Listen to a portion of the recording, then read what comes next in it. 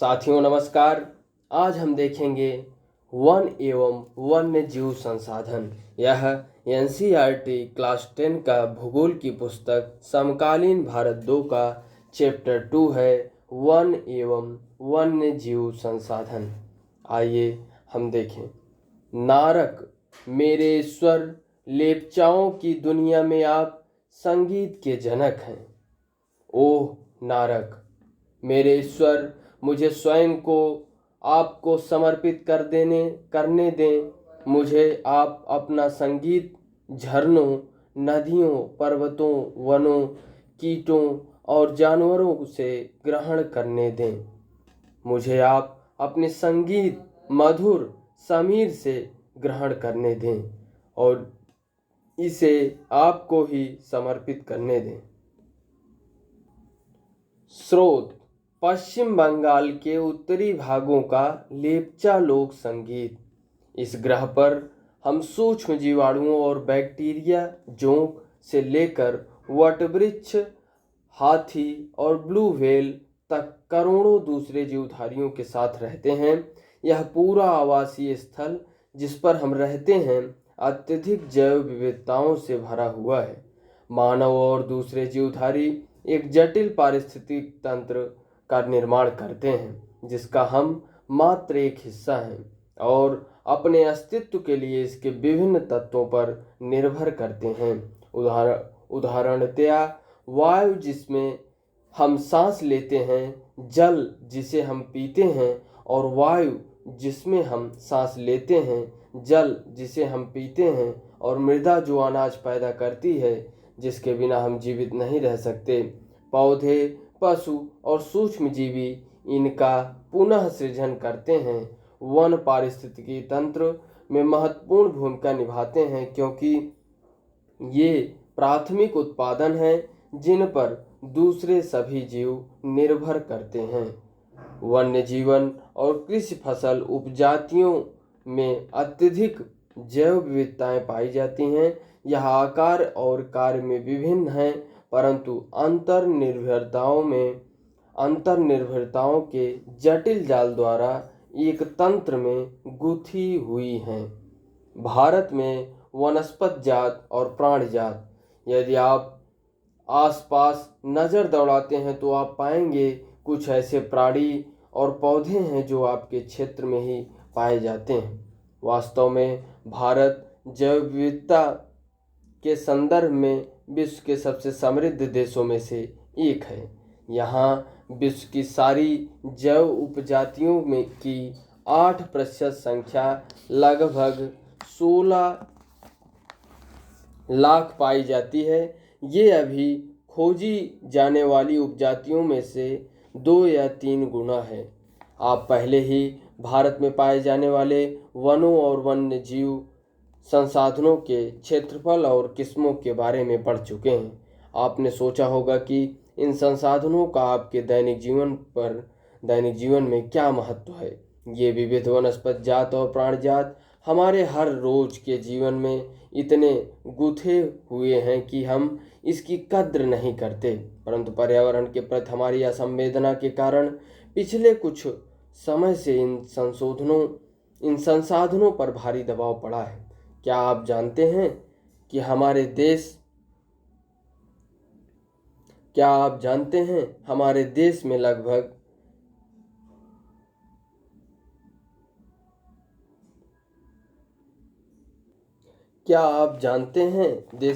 81,000 वन्य जीवन उपजातियां और लगभग 47,000 वनस्पत उपजातियां पाई जाती हैं। वनस्पत उपजातियों में से लगभग 15,000 उपजातियां भारतीय मूल की स्थानीय हैं। क्रियाकलाप में हम देख लें, अपने क्षेत्र में मानव और प्रकृति के समन्वयी संबंधों पर प्रचलित कहानियों के बारे में बताएं। कुछ अनुमान यह कहते हैं कि भारत में 10% वनस्पति जात और 20% स्तनधारियों को लुप्त होने का खतरा है। इनमें से कई उपजातियां तो नाजुक अवस्था में हैं और लुप्त होने के कगार पर हैं। इनमें चीता, गुलाबी सिर वाली बतख, पहाड़ी कोयल और जंगली चित्तीदार उल्लू और मधुका इनसिग्निस महुआ की जंगली किस्म और हुबरलिया हेप्टान्यूरोन घास की प्रजाति है जैसे पौधे शामिल हैं। वास्तव में कोई भी नहीं बता सकता कि अब तक कितनी प्रजातियां लुप्त हो चुकी हैं। आज हमारा ध्यान अधिक बड़े और दिखाई देने वाली प्राणियों और पौधे के लुप्त होने पर अधिक केंद्रित है, परंतु छोटे प्राणी जैसे कीट और पौधे भी महत्वपूर्ण होते हैं। लुप्त होते वन। भारत में जिस पैमाने पर वन कटाई हो रही है वह विचलित कर देने वाली बात है। इस देश में वन आवरण के अंतर्गत अनुमानित 79.42 मिलियन हेक्टेयर क्षेत्रफल है। यह देश के कुल भौगोलिक क्षेत्रफल का 24.16% हिस्सा है। सघन वन 12.2%, खुला वन 9.14% और mangrove 0.14%। State of forest report 2015 की है के अनुसार 2013 से सघन वनों के क्षेत्र में 3,775 वर्ग किलोमीटर की वृद्धि हुई है, परंतु वन क्षेत्र में यह वृद्धि वन संरक्षण उपायों, प्रबंधन की भागीदारी तथा वृक्षारोपण से हुई है। आओ हम विभिन्न प्रकार के पौधों और प्राणियों की जातियों के बारे में पता लगाएं। अंतर्राष्ट्रीय प्रकृति संरक्षण और प्राकृतिक संसाधन संरक्षण संघ IUCN के अनुसार इनको निम्नलिखित श्रेणियों में विभाजित किया जा सकता है। सामान्य जातियां। ये वे जातियां हैं जिनकी संख्या जीवित रहने के लिए सामान्य मानी जाती है, जैसे पशु, साल, चीड़ और कृंतक, रोडेंट्स इत्यादि। संकटग्रस्त जातियां।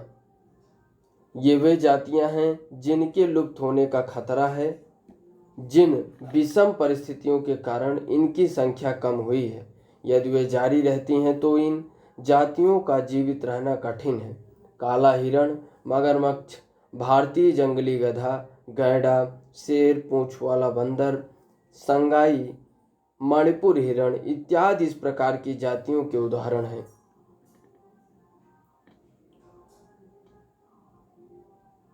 सुभेद्य वल्नरेबल। सुभेद्य जातियां। ये वे जातियां हैं जिनकी संख्या घट रही है। यदि इनकी संख्या पर विपरीत प्रभाव डालने वाली परिस्थितियां नहीं बदली जाती और इनकी संख्या घटती रहती है तो यह संकटग्रस्त जातियों की श्रेणी में शामिल हो जाएंगी। नीली भेड़, एशियाई हाथी, गंगा नदी की डॉल्फिन इत्यादि इस प्रकार की जातियों के उदाहरण हैं। दुर्लभ जातियां। इन जातियों की संख्या बहुत कम या सुभेद्य है और यदि इनको प्रभावित करने वाली विषम परिस्थितियां नहीं परिवर्तित होती तो यह संकटग्रस्त जातियों की श्रेणी में आ जाती हैं। स्थानिक जाति प्राकृतिक या भौगोलिक सीमाओं से अलग विशेष क्षेत्रों में पाई जाने वाली जातियां, जैसे अंडमानी टील, निकोबारी कबूतर, अंडमानी जंगली सुअर और अरुणाचल के मिथुन इन जातियों के उदाहरण हैं। लुप्त जातियां।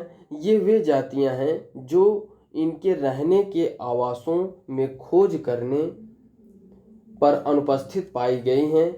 ये उपजातियां स्थानीय क्षेत्र, प्रदेश, देश, महाद्वीप या पूरी पृथ्वी से ही लुप्त हो गई।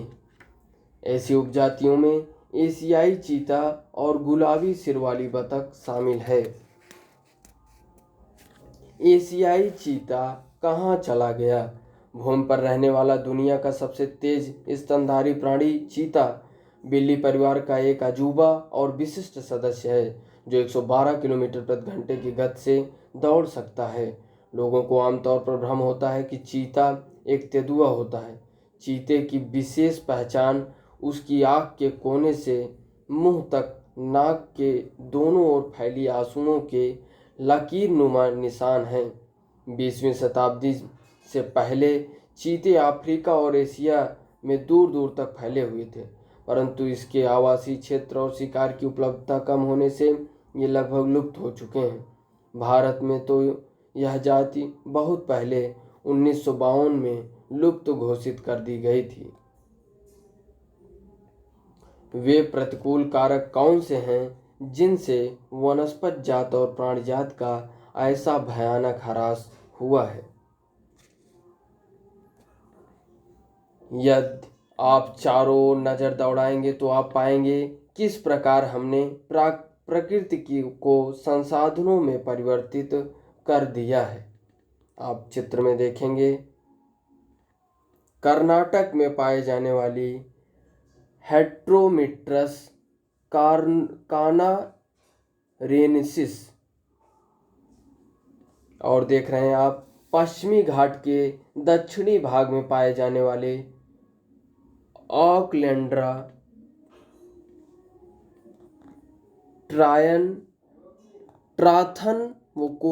ट्राथनवोकोरिया गैम्बल पोएसी, जिसका उपयोग चटाई व टोकरी बनाने में किया जाता है। आप देख रहे हैं पश्चिमी घाट के दक्षिणी भाग में पाया जाने वाला ऑकलैंड्रा ट्राथनवोकोरिया गैम्बल पोएसी, जिसका उपयोग चटाई व टोकरी बनाने में किया जाता है।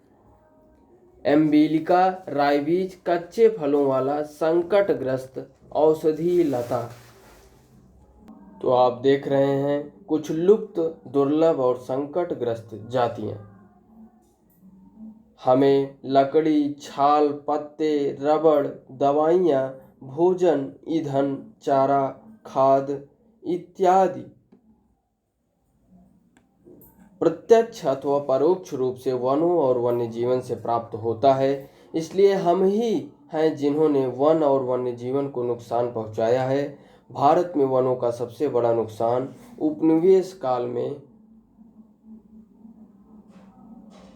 उपनिवेश काल में रेल लाइन, कृषि, व्यवसाय, वाणिज्य, वानिकी और खनन क्रियाओं में वृद्धि से हुआ है। स्वतंत्रता प्राप्त के बाद भी वन संसाधनों के सिकुड़ने से कृषि का फैलाव महत्वपूर्ण कारकों में से एक रहा। भारत में वन सर्वेक्षण के अनुसार 1951 और 1980 के बीच लगभग 26,200 वर्ग किलोमीटर वन क्षेत्र कृषि भूमि में परिवर्तित किया गया। अधिकतर जनजातीय क्षेत्रों, विशेषकर पूर्वोत्तर और मध्य भारत में स्थानांतरी झूम खेती अथवा स्लैश और बर्न खेती के चलते वनों की कटाई या निम्नीकरण हुआ।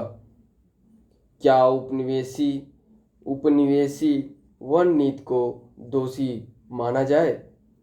हमारे कुछ पर्यावरण विशेषज्ञों के अनुसार भारत के कई क्षेत्रों में संवर्धन यानी एनरिचमेंट, वृक्षारोपण अर्थात वाणिज्य के दृष्टि से कुछ या एकल वृक्ष जातियों के बड़े पैमाने पर रोपण करने से पेड़ों की दूसरी जातियां खत्म हो गई।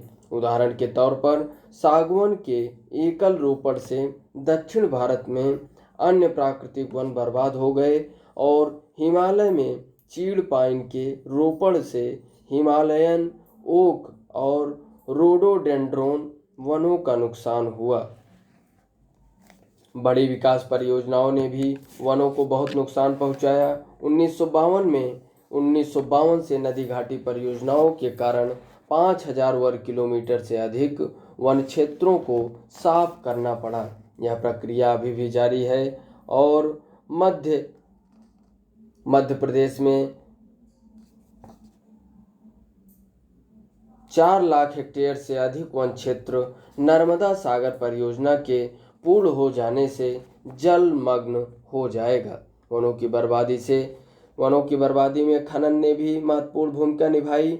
पश्चिम बंगाल में बक्सा टाइगर रिजर्व डोलोमाइट के खनन के कारण गंभीर खतरे में है। इसने कई प्रजातियों के प्राकृतिक आवास को नुकसान पहुंचाया और कई जातियों, जिसमें भारतीय हाथी भी शामिल है, के आवागमन मार्ग को बाधित किया। बहुत से वन अधिकारी और पर्यावरणविद यह मानते हैं कि वन संसाधनों की बर्बादी में पशुचारण और ईंधन के लिए लकड़ी कटाई मुख्य भूमिका निभाते हैं। यद्यपि इसमें कुछ सच्चाई हो सकती है, परंतु चारे और ईंधन हेतु लकड़ी की आवश्यकता पूर्ति मुख्यतः पेड़ों की टहनियाँ काटकर की जाती हैं, न कि पूरे पेड़ काटकर। वन वन पारिस्थितिकी तंत्र देश के मूल्यवान वन पदार्थों, खनिजों और अन्य संसाधनों के संचय कोष हैं जो तेजी से विकसित होती औद्योगिक शहरी अर्थव्यवस्था की मांग की पूर्ति के लिए बहुत महत्वपूर्ण है। ये आरक्षित क्षेत्र अलग अलग लोगों के लिए अलग अलग मायने रखते हैं और विभिन्न वर्गों के बीच संघर्ष के लिए अनुकूल परिस्थितियां पैदा करते हैं। हिमालयन यू संकट में हिमालयन यानी चीड़ की प्रकार का सदाबहार वृक्ष एक औषधीय पौधा है जो हिमाचल प्रदेश और अरुणाचल प्रदेश के कई क्षेत्रों में पाया जाता है। पेड़ की छाल, पत्तियों, टहनियों और जड़ों से टक्सोल नामक रसायन निकाला जाता है तथा इसे कुछ कैंसर रोगों के उपचार के लिए प्रयोग किया जाता है। इससे बनाई गई दवाइयाँ विश्व में सबसे अधिक बिकने वाली कैंसर रोगों के उपचार के लिए प्रयोग किया जाता है। इसमें बनाई गई दवाई विश्व में सबसे अधिक बिकने वाली कैंसर औषधि है। इसके अत्यधिक निष्कासन से इस वनस्पति जात को खतरा पैदा हो गया है। पिछले कुछ दशक में हिमाचल प्रदेश और अरुणाचल प्रदेश में विभिन्न क्षेत्रों में यव के हजारों पेड़ सूख गए हैं। आप देख रहे हैं फिगर में शांत घाटी के मुखली नर्सरी में आदिवासी युवती बांस का पौधा लगाते हुए, और नीचे आप देख रहे हैं कि छोटे छोटे जंगली उत्पादों को बेचती आदिवासी महिलाएं, और इधर आप देख रहे हैं सूखी पत्तियों को एकत्रित करती हुई आदिवासी महिलाएं।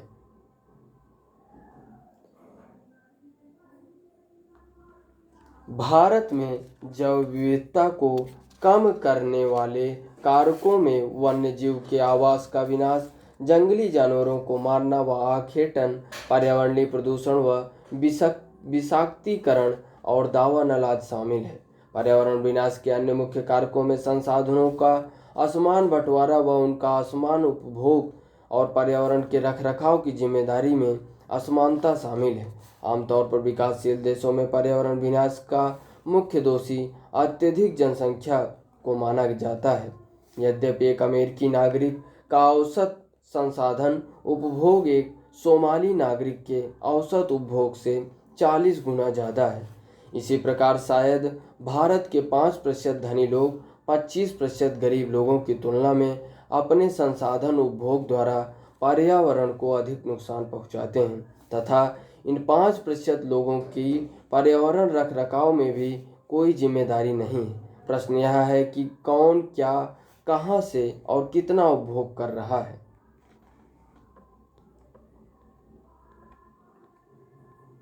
क्या आप जानते हैं कि भारत के आधे से अधिक प्राकृतिक वन लगभग खत्म हो चुके हैं। 1/3 जलमग्न भूमि सूख चुकी है। 70% धरातली जल क्षेत्र प्रदूषित हैं। 40% मैंग्रोव क्षेत्र लुप्त हो चुके हैं और जंगली जानवरों के शिकार और व्यापार तथा वाणिज्य की दृष्टि से कीमती पेड़ पौधों की कटाई के कारण हजारों वनस्पति और वन्यजीव जातियां लुप्त होने के कगार पर पहुंच गई हैं। क्रियाकलाप में देख लें, क्या आपने अपने आसपास ऐसी गतिविधियां देखी हैं जिससे जैव विविधता कम होती है। इस पर एक टिप्पणी लिखें और इन गतिविधियों को कम करने के उपाय सुझाएं। वनों और वन्य जीवन का विनाश मात्र जीवन विज्ञान का विषय ही नहीं है। जैव संसाधनों का विनाश सांस्कृतिक विविधता के विनाश से जुड़ा हुआ है। जैव विनाश के कारण कई मूल जातियां और वनों पर आधारित समुदाय निर्धन होते जा रहे हैं और आर्थिक रूप से हाशिए पर पहुंच गए हैं। यह समुदाय खाने पीने, औषधि, संस्कृति, आध्यात्म इत्यादि के लिए वनों और वन्यजीवों पर निर्भर है। गरीब वर्ग में भी महिलाएं पुरुषों की तुलना में अत्यधिक प्रभावित हैं। कई समाजों में खाना, चारा, जल और अन्य आवश्यकताओं की वस्तुओं को इकट्ठा करने की मुख्य जिम्मेदारी महिलाओं की ही होती है। जैसे ही इन संसाधनों की कमी होती जा रही है, महिलाओं पर कार्यभार बढ़ता जा रहा है और कई बार तो उनको संसाधन इकट्ठा करने के लिए 10 किलोमीटर से भी अधिक पैदल चलना पड़ता है। इससे उन्हें गंभीर स्वास्थ्य समस्याएं झेलनी पड़ती हैं। काम की समय बढ़ने के कारण काम का समय बढ़ने के कारण घर और बच्चों की उपेक्षा होती है, जिसके गंभीर सामाजिक दुष्परिणाम हो सकते हैं। वन कटाई के परोक्ष परिणाम जैसे सूखा और बाढ़ भी गरीब तबके के सबसे अधिक प्रभावित करता है। इस स्थिति में गरीबी पर्यावरण निम्नीकरण का सीधा परिणाम होता है। भारतीय उपमहाद्वीप में वन और वन्य जीवन मानव जीवन के लिए बहुत कल्याणकारी है। अतः यह आवश्यक है कि वन और वन्य जीवन के संरक्षण के लिए सही नीति अपनाई जाए। भारत में वन और वन्य जीवन का संरक्षण। वन्य जीवन और वनों में तेज गति से हो रहे ह्रास के कारण इनकी संरक्षण बहुत आवश्यक हो गया है। परंतु हमें वनों और वन्य जीवन का संरक्षण करना आवश्यक क्यों है? संरक्षण से पारिस्थितिकी विविधता बनी रहती है तथा हमारे जीवन साध्य संसाधन जल, वायु और मृदा बने रहते हैं। यह विभिन्न जातियों में बेहतर जनन के लिए वनस्पति और पशुओं में जेनेटिक विविधता को भी संरक्षित करती है। उदाहरण के तौर पर हम कृषि में अभी भी पारंपरिक फसलों पर निर्भर हैं। जलीय जैव विविधता मोटे तौर पर मछली पालन बनाए रखने पर निर्भर है। 1960 और 1970 के दशकों के दौरान पर्यावरण संरक्षकों ने राष्ट्रीय वन्य जीवन सुरक्षा कार्यक्रम की पुरजोर मांग की। भारतीय वन्य जीव संरक्षण अधिनियम 1972 में लागू किया गया, जिसमें वन्य जीवों के आवास रक्षण के अनेक प्रावधान थे। सारे भारत में रक्षित जातियों की सूची भी प्रकाशित की गई। इस कार्यक्रम के तहत बची हुई संकटग्रस्त जातियों के बचाव पर, शिकार प्रतिबंधन पर, वन्य जीव आवासों का कानूनी रक्षण तथा जंगली जीवों के व्यापार पर रोक लगाने आदि पर प्रबल जोर दिया गया। तत्पश्चात केंद्रीय सरकार व कई राज्यों की सरकार ने राष्ट्रीय उद्यान, वन्य जीव पशु विहार स्थापित किए, जिनके बारे में आप पहले पढ़ चुके हैं। केंद्रीय सरकार ने कई परियोजनाओं की भी घोषणा की, जिनका उद्देश्य गंभीर खतरे में पड़े कुछ विशेष वन प्राणियों को रक्षण प्रदान करना था। इन प्राणियों में बाघ, एक सींग वाला गैंडा, कश्मीरी हिरण अथवा हंगुल, 3 प्रकार के मगरमच्छ, स्वच्छ जल मगरमच्छ, लौड़ी जल मगरमच्छ और घड़ियाल, एशियाई शेर और अन्य प्राणी शामिल हैं। इसके अतिरिक्त कुछ समय पहले भारतीय हाथी, काला हिरण, चिंकारा, भारतीय गोडावन और हिम तेंदुओं आदि के शिकार और व्यापार पर संपूर्ण अथवा आंशिक प्रतिबंध लगाकर कानूनी रक्षण दिया है। आप चित्र में देख रहे हैं काजीरंगा राष्ट्रीय उद्यान में गैंडा और हिरण। अब हम देख लें बाघ परियोजना। वन्य जीवन संरचना में बाघ, टाइगर एक महत्वपूर्ण जंगली जाति है। 1973 में अधिकारियों ने पाया कि देश में 20वीं शताब्दी के आरंभ में बाघों की अनुमानित संख्या 55,000 से घटकर मात्र 1,827 रह गई है।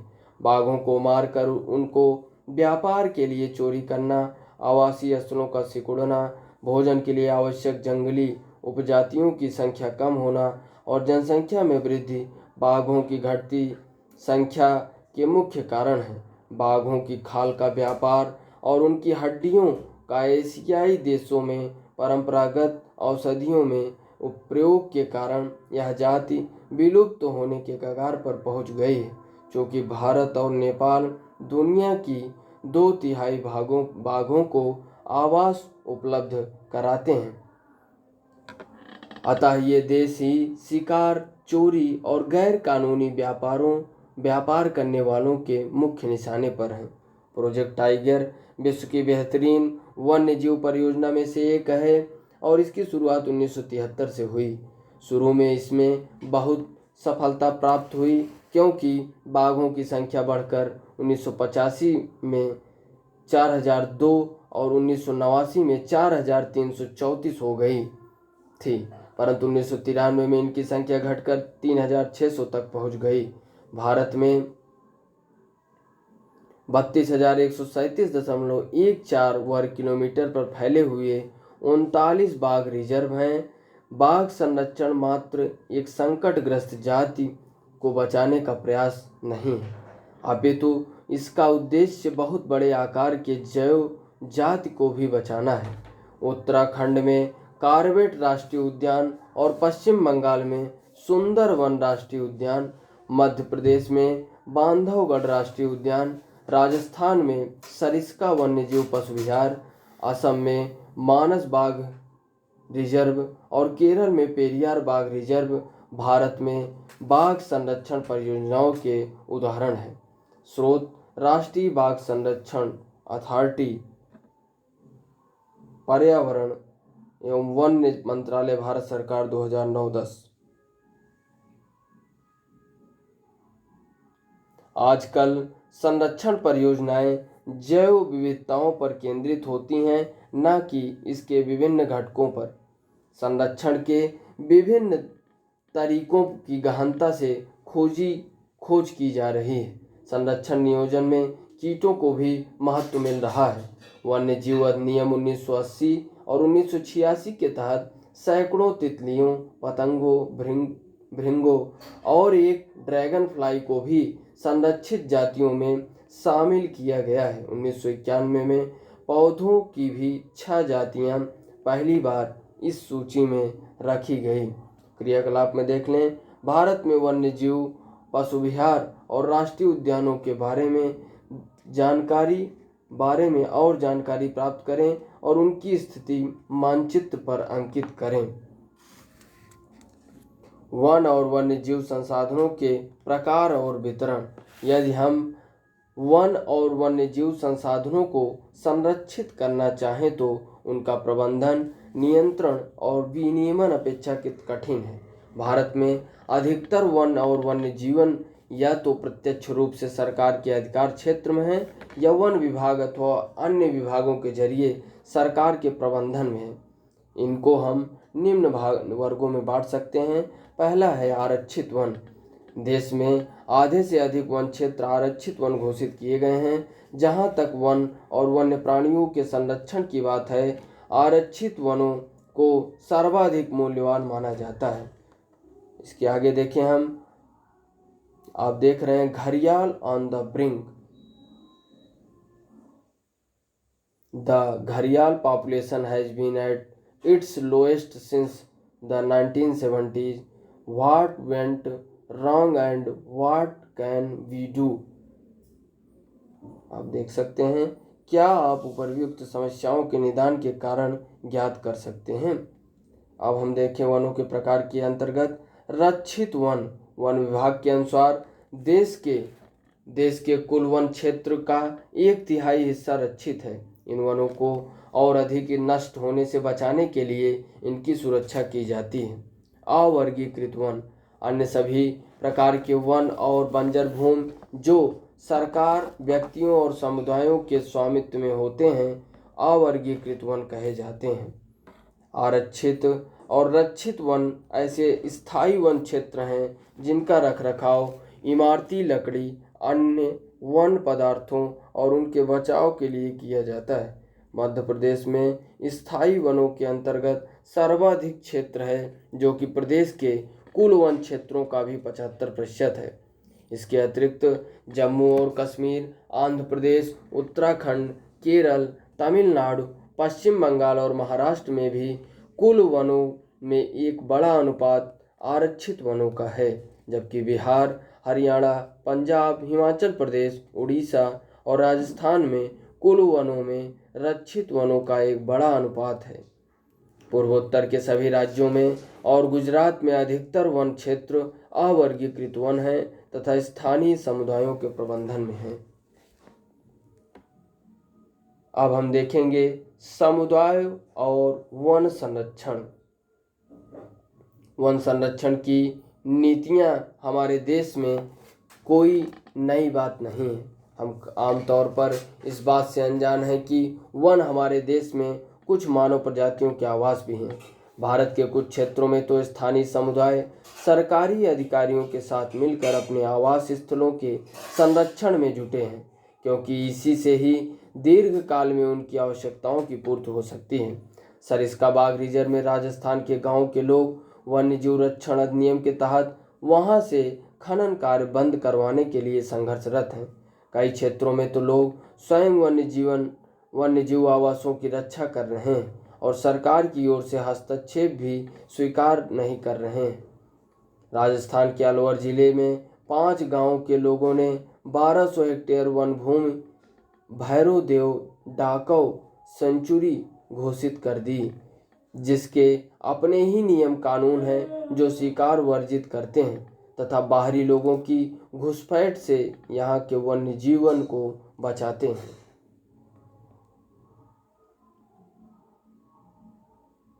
पवित्र पेड़ों के झुरमुट विविध और दुर्लभ जातियों की संपत्ति। प्रकृति की पूजा सदियों पुराना जनजातीय विश्वास है, जिसका आधार प्रकृति के हर रूप की रक्षा करना है। इन्हीं विश्वासों ने विभिन्न वनों को मूल एवं कौमार्य रूप से बचा कर रखा है, जिन्हें पवित्र पेड़ों के झुरमुट देवी देवताओं के वन कहते हैं। वनों के इन भागों में या तो वनों के ऐसे बड़े भागों में स्थानीय लोग ही घुसते हैं तथा न ही किसी और को छेड़छाड़ करने देते हैं। यानी वनों के इन भागों में या तो वनों के ऐसे बड़े भागों में स्थानीय लोग ही घुसते तथा न ही किसी और को छेड़छाड़ करने देते। कुछ समाज कुछ विशेष पेड़ों की पूजा करते हैं और आदिकाल से उनका संरक्षण करते आ रहे हैं। छोटा नागपुर क्षेत्र में मुंडा और संथाल जनजातियां महुआ और कदम के पेड़ों की पूजा करती है। मुंडा महुआ की और संथाल कदम के पेड़ों की पूजा करती है। उड़ीसा और बिहार की जनजातियां शादी के दौरान इमली और आम के पेड़ की पूजा करती है। उड़ीसा की जनजातियां शादी के दौरान इमली की, बिहार की जनजातियां आम के पेड़ की पूजा करती हैं। हम में से बहुत से व्यक्ति पीपल और वटवृक्ष को पवित्र मानते हैं। भारतीय समाज में अनेकों संस्कृतियां हैं और प्रत्येक संस्कृति में प्रकृति और इसकी कृतियों को संरक्षित करने के अपने पारंपरिक तरीके हैं। आमतौर पर झरनों, पहाड़ी चोटियों, पेड़ों और पशुओं को पवित्र मानकर उनका संरक्षण किया जाता है। आप अनेक मंदिरों के आसपास बंदर और लंगूर पाएंगे। उपासक उन्हें खिलाते पिलाते हैं और मंदिर के भक्तों में गिनते हैं। राजस्थान में बिश्नोई गांव के आसपास आप काले हिरण, चिंकारा, नीलगाय और मोरों के झुंड देख सकते हैं, जो वहां के समुदाय का अभिन्न हिस्सा है और कोई उनको नुकसान नहीं पहुंचाता। क्रियाकलाप में देख लें, आप अपने आसपास के ऐसे रीति रिवाज के बारे में एक लेख लिखें जो पर्यावरण बचाव और संरक्षण में मदद करते हैं। अब हम देख लें, हिमालय में प्रसिद्ध चिपको आंदोलन कई क्षेत्रों में वन कटाई रोकने में ही कामयाब नहीं रहा, अपितु वह यह भी दिखाया कि स्थानीय पौधों की जातियों को प्रयोग करके सामुदायिक वनीकरण अभियान को सफल बनाया जा सकता है। पारंपरिक संरक्षण तरीकों को पुनर्जीवित अथवा पारिस्थितिकी कृषि के नए तरीकों का विकास अब व्यापक हो गया है।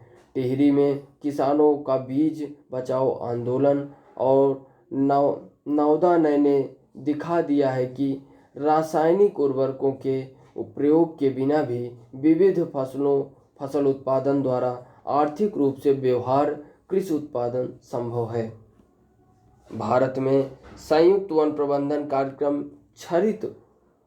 क्षरित वनों के प्रबंध और पुनर्निर्माण में स्थानीय समुदायों की भूमिका के महत्व को उजागर करते हैं। औपचारिक रूप से इन कार्यक्रमों की शुरुआत 1988 में हुई, जब उड़ीसा राज्य ने संयुक्त वन प्रबंधन का पहला प्रस्ताव पास किया।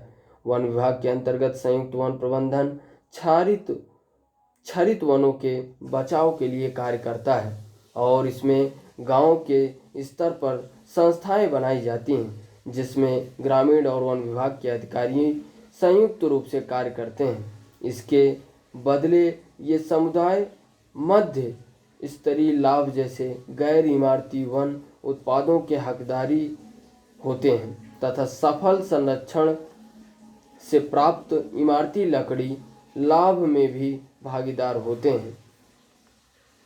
भारत में पर्यावरण के विनाश और पुनर्निर्माण की क्रियाशीलताओं से सीख मिलती है। स्थानीय समुदायों को हर जगह प्राकृतिक संसाधन प्रबंधन में शामिल करना चाहिए, परंतु स्थानीय समुदाय के फैसले लेने की प्रक्रिया में मुख्य भूमिका में आने में अभी देर है। अतः वे ही विकास क्रियाएं मान्य होनी चाहिए जो जनमानस पर केंद्रित हो, पर्यावरण हितैषी हो और आर्थिक रूप से प्रतिफलित हो। पेड़ एक विशेष असीमित दयालु और उदारपूर्ण जीवधारी है। पेड़ एक गौतम बुद्ध का कथन है यह पेड़ एक विशेष असीमित दयालु और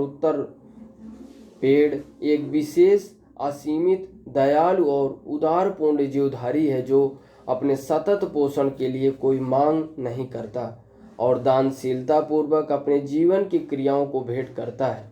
यह सभी की रक्षा करता है और स्वयं पर कुल्हाड़ी चलाने वाले विनाशक को भी छाया प्रदान करता है। गौतम बुद्ध 487 ईसा पूर्व। तो यह रहा हमारा चैप्टर जिसमें हमने वन्य जीवन के बारे में पढ़ा, वनों के प्रकार पढ़े, आरक्षित वन, रक्षित वन, अवर्गीकृत वन, और हमने काजीरंगा राष्ट्रीय उद्यान में गैंडा और हिरन के संरक्षण को देखा। बाघ परियोजनाओं के बारे में पढ़ाई की। हिमालय यव संकट में जो हैं जिससे औषधियाँ बनती हैं, विभिन्न कैंसर के रोगों के इलाज में इनका प्रयोग होता है। एशियाई चीता कहाँ चला गया है, एशियाई चीता और उसमें बाघ में जो अंतर है उसको हमने देखा।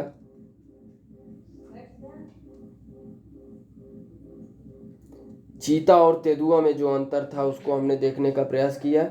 और भारत में ये IUCN द्वारा जितनी सूचियां जारी की जाती हैं, सामान्य जातियां, संकटग्रस्त जातियां, सुभेद्य यानी वल्नरेबल जातियां, दुर्लभ जातियां, स्थानिक जातियां, लुप्त जातियां, इनके बारे में भी चर्चा की। तो ये था हमारा चैप्टर 1 एवं वन्य जीव संसाधन। धन्यवाद। जय हिंद।